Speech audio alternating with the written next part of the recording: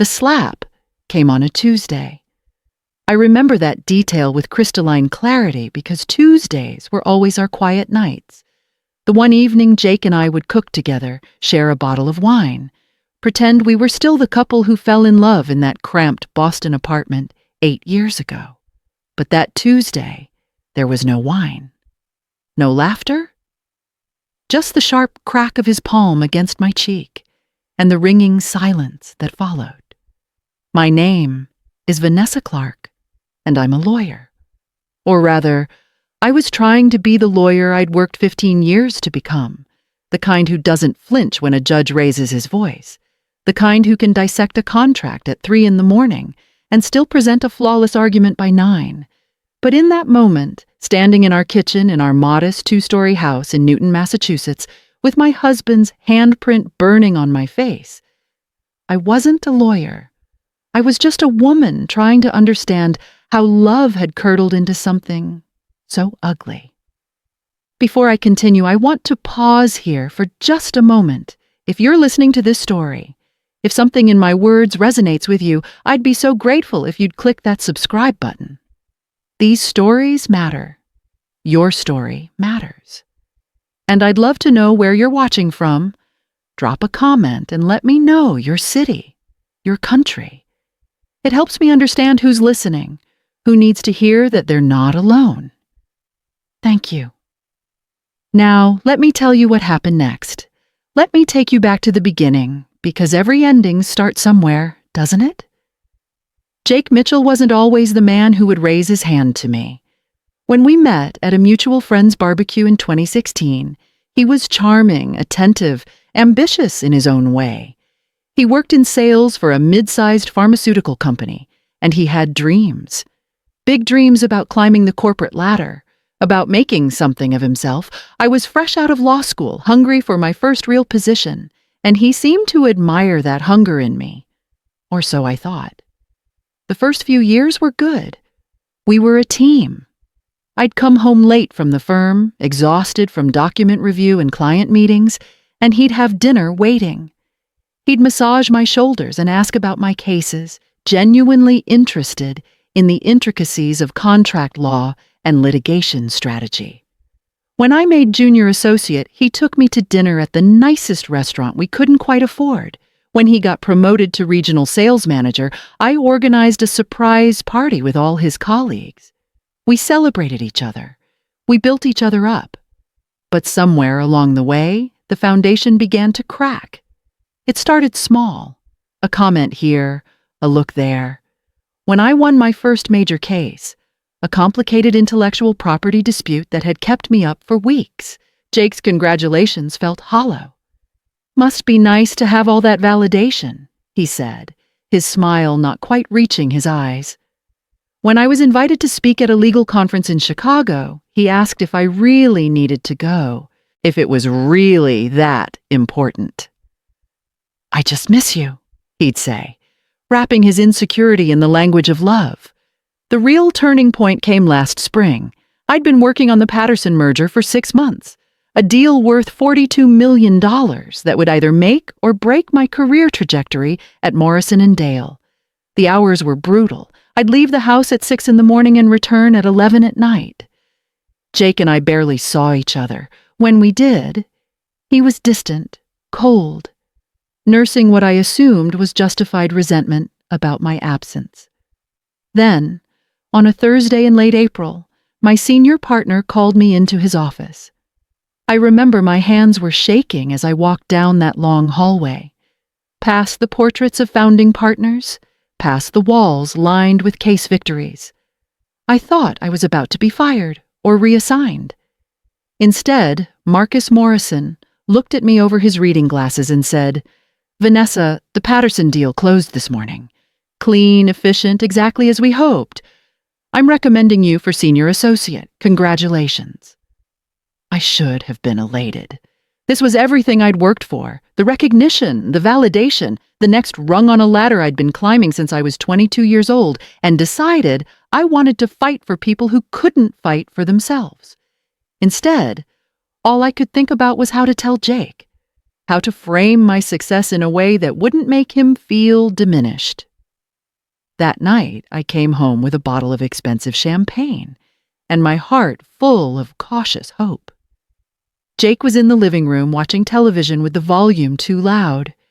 He didn't turn when I walked in. "Jake," I said, setting the bottle on the coffee table. "I have news." He glanced at the champagne, then at me, his expression unreadable. "Let me guess. Another promotion." The way he said it, flat, almost mocking, made my stomach clench. "Senior associate. They're recommending me for senior associate." "Of course they are."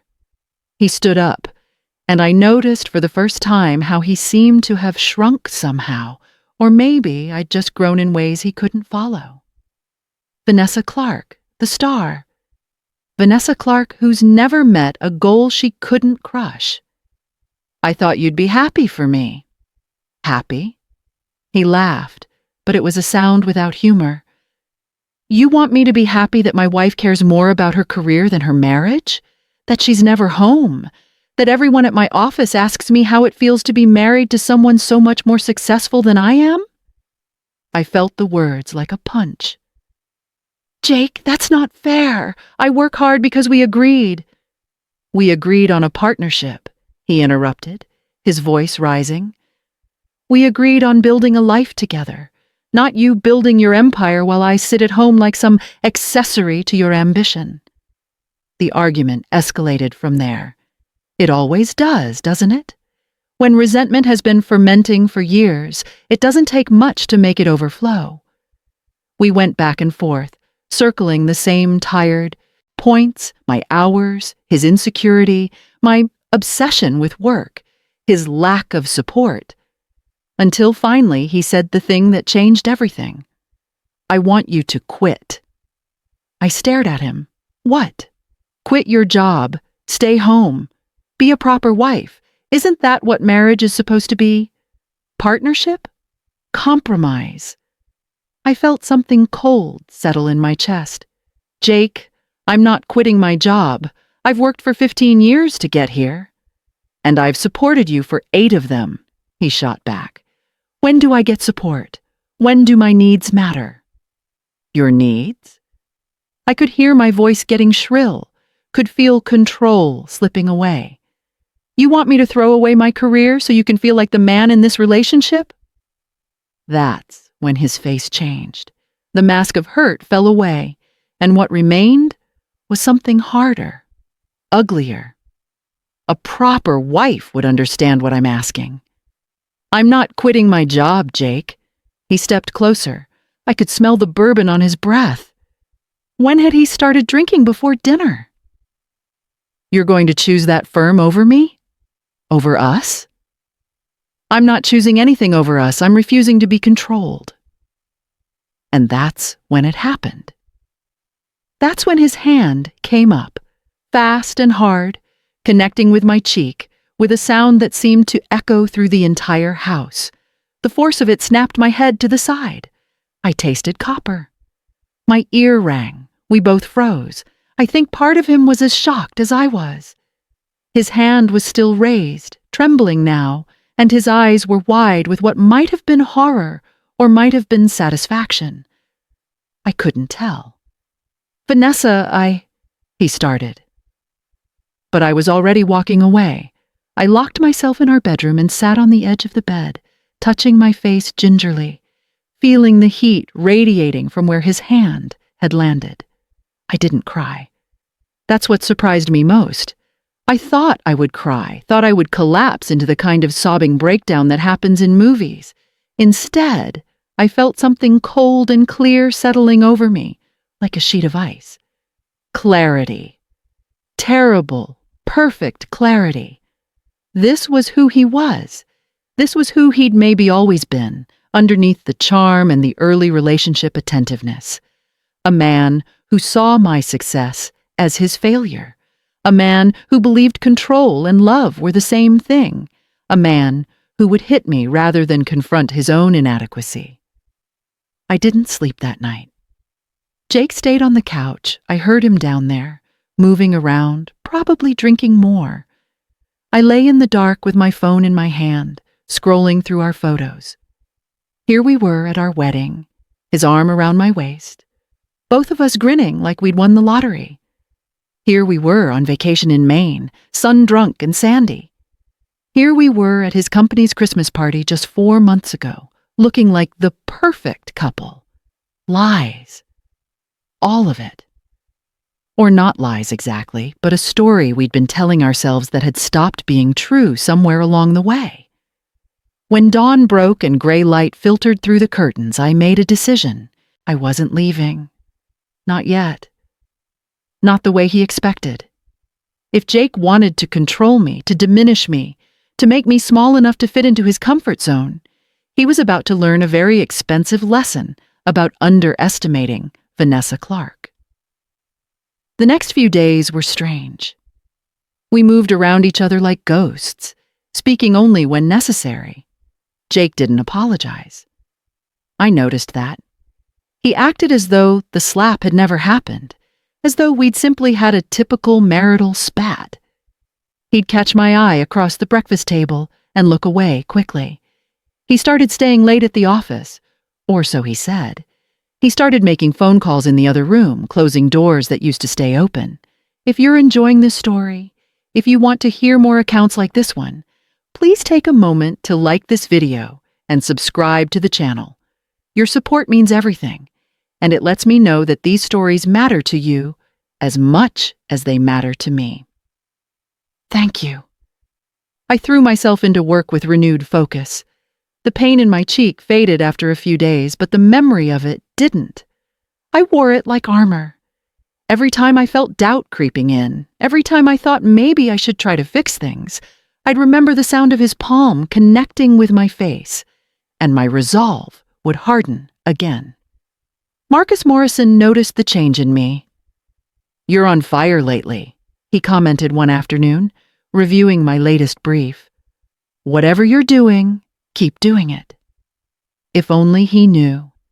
Rage, it turns out, is an excellent motivator. It was during this time that I began to notice the small things. The way Jake's phone would light up with messages late at night, messages he'd quickly silence. The way he'd started going to the gym at odd hours. Jake, who'd always hated the gym. The new cologne I didn't recognize. The way he'd suddenly started paying attention to his appearance, getting his hair cut every 2 weeks instead of every month. I'm a lawyer. I'm trained to spot inconsistencies, to follow threads of evidence to their logical conclusions. And this particular thread was leading somewhere I didn't want to look, but couldn't ignore. One evening in late May, Jake announced he had to work late on a big presentation. He'd be home around 11, he said. "Don't wait up." I nodded, said I had work to do anyway, and watched him leave. Then I did something I'd never done before. I logged into our shared cell phone account and pulled up his call and text logs. The number appeared dozens of times over the past 6 weeks, calls lasting 30, 40 minutes, texts sent at all hours. I stared at those digital records, feeling something crack open in my chest. It wasn't surprise exactly. It was confirmation of what I'd already known, what my gut had been screaming for weeks. Jake was having an affair. I should have felt devastated. I should have felt that movie moment heartbreak, the kind that makes you sink to the floor and sob into your hands. Instead, I felt a strange, cold satisfaction, because this gave me power. This gave me ammunition. I didn't confront him that night. When he came home at 11:30, smelling like perfume that wasn't mine, I was in bed with my laptop, pretending to review case files. He kissed my forehead, actually kissed my forehead, as though he hadn't been with another woman, as though he hadn't hit me weeks earlier, and went to shower. I listened to the water running and planned my next move. Over the following weeks, I became a detective in my own marriage. I created a folder on my password-protected laptop and began collecting evidence, screenshots of suspicious texts, credit card statements showing charges at restaurants and hotels. a receipt from a jewelry store. He certainly hadn't bought me any jewelry recently. I documented everything with the meticulous attention to detail that had made me good at my job. I also hired a private investigator. Her name was Rita Chen, a former police detective who now specialized in domestic cases. She was professional, discreet, and devastatingly efficient. Within a week, she had photographs. Jake and a woman named Melissa from his office, having lunch at an Italian place downtown. Jake and Melissa entering a hotel in Cambridge. Jake and Melissa holding hands in a parking lot like teenagers. I looked at those photographs in Rita's office, and I felt nothing but a cold, clean anger, the kind that doesn't burn hot and fast, the kind that simmers and plans and waits for exactly the right moment. "What do you want to do with this information?" Rita asked gently. "I want to destroy him," I said. Then, more calmly, "Legally speaking." She almost smiled. "You're going to be fine, Miss Clark." I went to see the best divorce attorney in Boston. Not someone from my firm, but Catherine Reeves, a legend in family law who'd handled some of the biggest divorces in Massachusetts. She looked at my documentation with the appreciative eye of someone who recognized good work. "This is thorough," she said. "Very thorough. You've made my job easy. That was the goal. What is it you want from this divorce, Vanessa?" She leaned back in her leather chair, studying me. "Money? The house? Full disclosure. With this evidence, we can get you a very favorable settlement." I thought about it. What did I want? Revenge? Justice? Freedom? All of the above? I want him to understand that he can't control me, that hitting me was the biggest mistake of his life, that trying to keep me small to make himself feel big was never going to work. I met her eyes. "And yes, I want the house. I want a fair division of assets. I want to make sure that when this is over, he knows exactly what it cost him to raise his hand to me." Catherine smiled. It wasn't a warm smile. It was the smile of a warrior recognizing another warrior. "Then let's get to work." As spring turned to summer, I lived a double life. At work, I was the rising star, the senior associate, candidate who never missed a deadline and never lost her cool. The recommendation went through in June, and I was officially promoted. Marcus took me to lunch at the same expensive restaurant where Jake and I had celebrated his promotion years ago. The irony wasn't lost on me. At home, I was the dutiful wife, or at least the appearance of one. I cooked dinners Jake barely ate. I asked about his day. I pretended not to notice when he texted Melissa at the dinner table. I was patient. I was methodical. I was waiting. The most painful part wasn't Jake's betrayal. Somewhere along the way, I'd stopped loving the man he'd become. Maybe I'd never truly known him at all. No, the painful part was mourning the future I'd imagined. The partnership I'd believed in. The team I thought we were building. All of it had been an illusion, and letting go of illusions is its own kind of grief. I want to pause here and ask you something. Have you ever experienced a betrayal like this? Maybe not exactly the same, but something that shook the foundation of what you believed about your life. I'd love to hear your story in the comments below. Sometimes the most healing thing we can do is share our experiences and realize we're not alone in our pain. It was a Tuesday again when everything came together. July 31st, to be exact. 3 months and 2 days after Jake had slapped me in our kitchen. I'd spent those months building my case, both literally and figuratively. Catherine had prepared the divorce papers. Rita had delivered her final report, complete with enough evidence to ensure Jake couldn't contest anything, and I had just received news that morning that would change everything. Jake came home that evening to find me sitting at the kitchen table with a manila folder in front of me. I'd set out 2 glasses of wine, a nice Bordeaux from a case he'd given me for my birthday 2 years ago. He looked surprised to see me home at a reasonable hour, even more surprised by the wine. "What's all this?" he asked, loosening his tie. Sit down, Jake. Something in my tone made him hesitate. Maybe he heard the steel underneath. Maybe he sensed that the version of me he thought he'd diminished and controlled had been replaced by something harder, sharper. He sat. I slid one of the wine glasses toward him. We need to talk.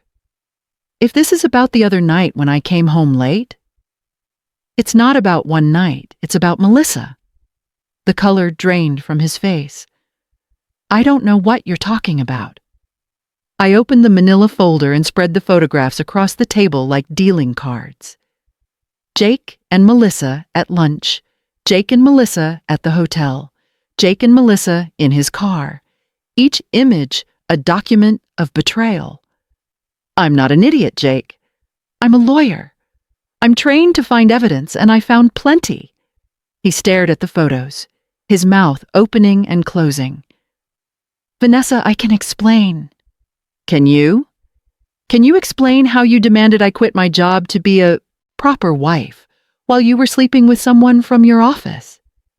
Can you explain how you hit me for refusing to give up my career while you were building a relationship with another woman? Please, I'm genuinely curious about the mental gymnastics required for that level of hypocrisy. It's not what it looks like. His voice was weak, defeated. It's exactly what it looks like. You've been having an affair for at least 2 months, probably longer. You've been gaslighting me, making me feel guilty for my success while you were betraying our marriage in the most cliched way possible. I took a sip of my wine, calm, controlled. But here's the thing, Jake. I'm not devastated. I'm not falling apart. I'm actually relieved. Relieved? He looked up at me, confused. Because you made this easy. You gave me every reason I need to walk away with my head held high. You hit me. You cheated on me. You tried to control me. And now you're going to face the consequences. I pulled out another set of papers from the folder, the divorce documents Catherine had prepared. I slid them across the table. These are divorce papers. You're going to sign them. The settlement is more than fair, probably more fair than you deserve. I get the house. We split the joint assets 50-50. You get to keep your affair partner and your wounded pride. Jake's hands were shaking as he picked up the papers. You can't just... I can. I have evidence of adultery and domestic violence. If you contest this, if you make me take this to court, I will bury you. Your affair will become public record. Your company will know. Melissa's husband will know. Yes, Jake, I know she's married. Everyone will know what kind of man you really are. I watched him read through the documents, watched the reality of his situation sink in. His face went from red to white to red again.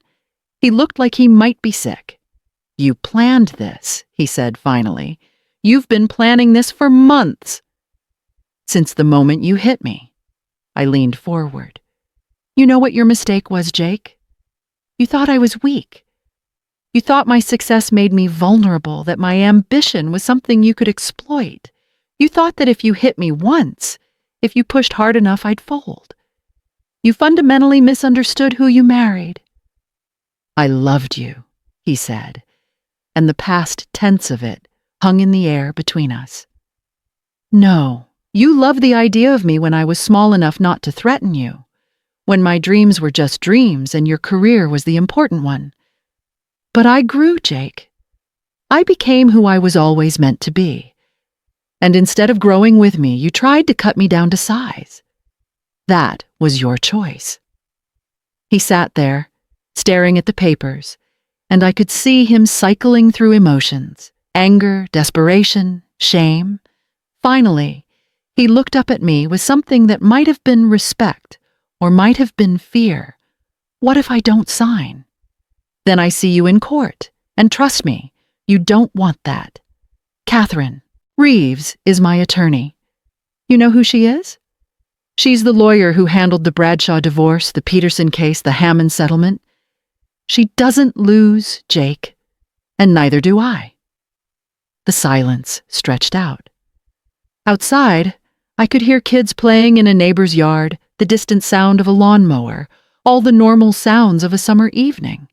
Inside, a marriage was ending with the scratch of a pen on paper. Jake signed. He signed every page, and with each signature I felt something loosen in my chest. Freedom. That's what it felt like. Pure, clean freedom. "There's one more thing you should know," I said as he finished the last page. "I was promoted to senior associate in June, and this morning I received an offer from Whitfield and Stone in New York. They're offering me a position as partner, youngest partner in the firm's history. I start in September." I watched his face as the full weight of it hit him. While he'd been trying to diminish me, I'd been rising. While he'd been sneaking around with Melissa, I'd been building the career of my dreams. While he'd been trying to control me, I'd been planning my escape and my ascension. "Congratulations," he said finally, and the word was bitter in his mouth. "Thank you." I stood up, gathering the signed papers. "You have 30 days to move out. I suggest you use that time wisely.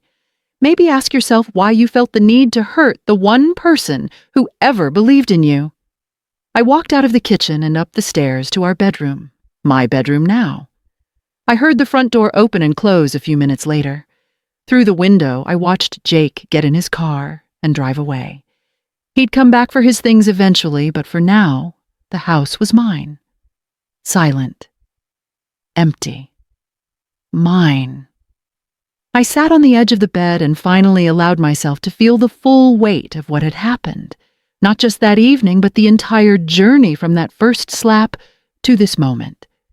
The fear, the anger, the meticulous planning, the cold satisfaction of watching him realize he'd lost. All of it washed over me in waves. And then I did something I hadn't done in months. I cried. Not from sadness or loss, but from relief.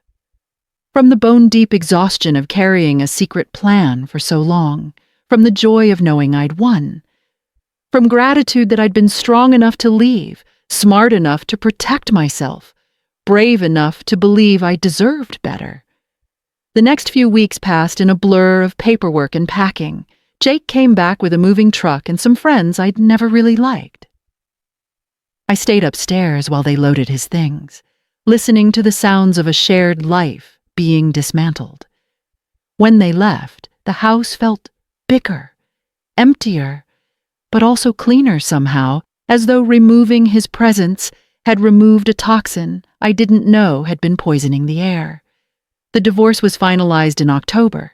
Catherine called me with the news while I was in my new office in Manhattan, looking out over the city from the 32nd floor. "It's done," she said simply.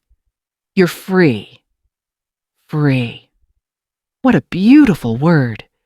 Jake tried to reach out a few times after everything was finalized, an email here, a text there, mostly excuses and half apologies. "I was going through something. I didn't mean for things to end this way. I hope we can be civil." I deleted them all without responding. He'd lost the right to my attention, to my emotional labor, to any part of me the moment he raised his hand. I heard through mutual friends, the few that remained, that things didn't work out with Melissa. Apparently, her husband found out about the affair, and she chose to stay in her marriage. Jake's career had stalled. The scandal had reached his office despite his best efforts to contain it. He'd moved to a smaller apartment in a less nice neighborhood. He was, by all accounts, paying the price for his choices. I felt no satisfaction in his suffering. That surprised me. I thought I'd want him to hurt the way he'd hurt me, but mostly I just felt nothing. He was a chapter in my life that had closed, a lesson learned, a person I used to know. As for me, the job at Whitfield and Stone exceeded every expectation. I found my tribe there, brilliant, ambitious people who celebrated success rather than resented it. I made partner within 2 years, specializing in intellectual property law for tech startups. I bought a brownstone in Brooklyn, adopted a rescue dog named Justice, yes, really, and built a life that was entirely, completely my own. I dated occasionally, but I was careful now, watchful for the red flags I'd missed with Jake. I refused to shrink myself to make anyone comfortable. I refused to apologize for my ambition, and I absolutely refused to let anyone make me feel like my success was something to be ashamed of rather than celebrated. There were hard days, of course. Days when I'd hear a song that reminded me of the good times with Jake and feel a pang of loss for what I'd hoped we could be. Days when I'd see a happy couple and wonder if I'd ever trust someone enough to try again. Days when the weight of being alone in a big city felt overwhelming, but those days were outnumbered by the good ones. The days when I won a major case and celebrated with colleagues who genuinely admired my work. The days when I walked justice through Prospect Park and felt utterly content in my solitude. The days when I looked at my life, the career, the home, the freedom, and felt proud of every choice I'd made, every battle I'd fought, every moment I'd refused to be anything less than who I was meant to be. The poetic justice of it all wasn't just that I'd succeeded while Jake had stagnated. It wasn't just that his attempt to control me had backfired spectacularly. The real justice was internal. I'd discovered that I didn't need anyone's permission to be extraordinary. I didn't need anyone's approval to pursue my dreams. I didn't need to make myself small to make someone else feel big. Jake had hit me, thinking he could bend me to his will. Instead, he'd shattered the illusion that love meant submission, that partnership meant sacrifice, that being a good wife meant being a lesser version of myself. In trying to break me, he'd actually freed me. And that, perhaps, was the greatest irony of all. I think about that Tuesday sometimes, the slap, the ringing silence, the moment everything changed. If I could go back and warn my younger self, what would I say? Would I tell her to leave immediately? To never give him a second chance? To recognize the signs earlier? Maybe. But I also think I needed to go through it exactly as I did. I needed to be methodical, strategic, patient. I needed to gather my evidence and build my case and ensure that when I left on my terms, not his. I needed to prove to myself that I was strong enough, smart enough, brave enough to not just survive his betrayal, but to thrive in spite of it. There's something powerful about choosing your moment, about refusing to be rushed into a decision by someone else's timeline. Jake wanted me to quit my job on his schedule. He wanted me to be small on his terms. But I left when I was ready, with a plan in place, with evidence in hand, with a new job waiting for me, and a future I'd built myself. That's the thing about control. The people who try to exert it over others never realize that control is an illusion.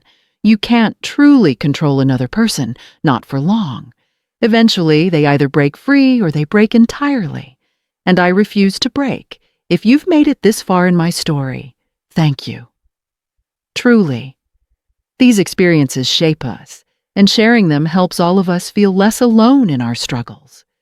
If this story resonated with you, if you found something valuable in my journey, I'd be so grateful if you'd like this video and subscribe to the channel. Your support means everything and helps me continue sharing these stories that matter. I want to end with this.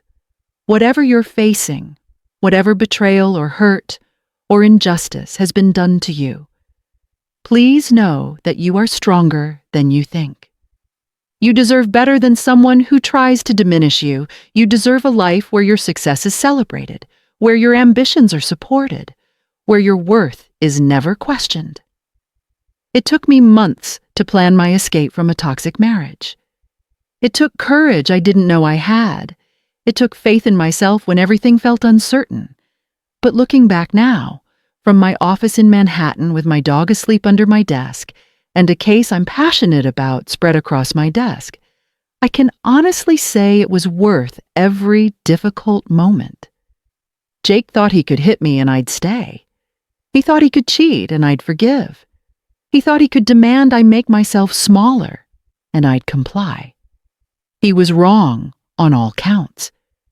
And the look on his face when he realized exactly how wrong he was, that memory stays with me, not as a moment of vindictiveness, but as a moment of power reclaimed. You have that power too. Maybe you're in the middle of your own difficult situation right now.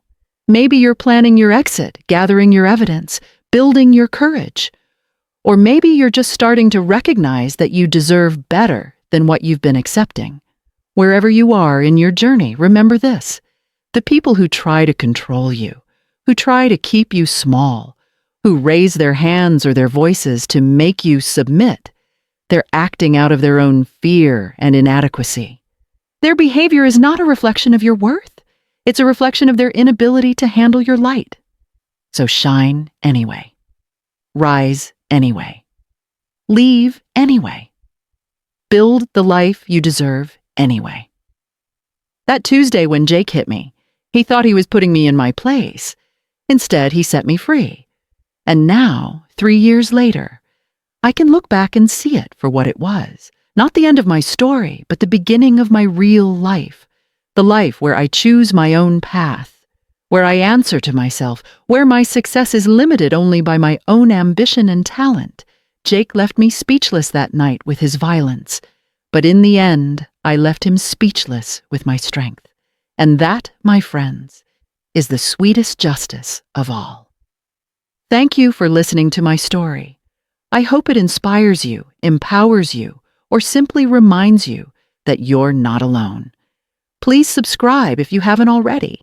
Share your thoughts in the comments. And remember, you are worthy of respect, love, and a life where you can be fully, unapologetically yourself. Until next time, keep fighting for the life you deserve. You're worth it.